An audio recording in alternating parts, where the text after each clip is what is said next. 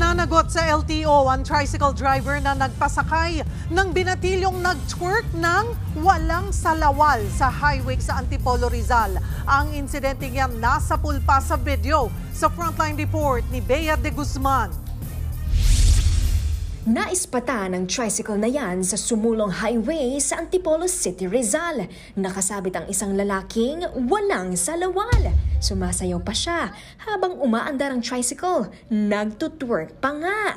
Kalaunan, natunto ng mga otoridad ang may-ari at driver ng tricycle na si alias Charles. Pati ang lalaking nagtutwerk ng nakahubo, napag-alamang 16 years old lang pala. Hawak na ng City Social Welfare and Development Office ang binatilyo. Habang nasa kustodiya naman ng mga pulis ang driver. Kakilala raw niya ang binatilyo at ang dalawang tropa nitong kapwa menor de edad.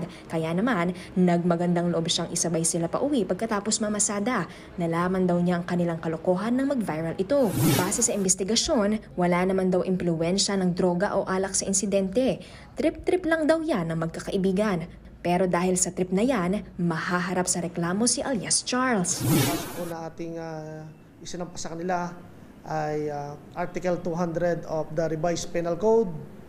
Kasi yung kanilang act is against the customs and decency dito po sa community. Bukod pa dyan, ipinatawag din siya ng Land Transportation Office para magpaliwanag kung bakit hindi siya dapat magpasada. Pinasusuko rin sa ahensya ang kanyang driver's license bago ang pagdinig sa June 25. Nagbabalita mula sa Frontline, Bea de Guzman, News 5.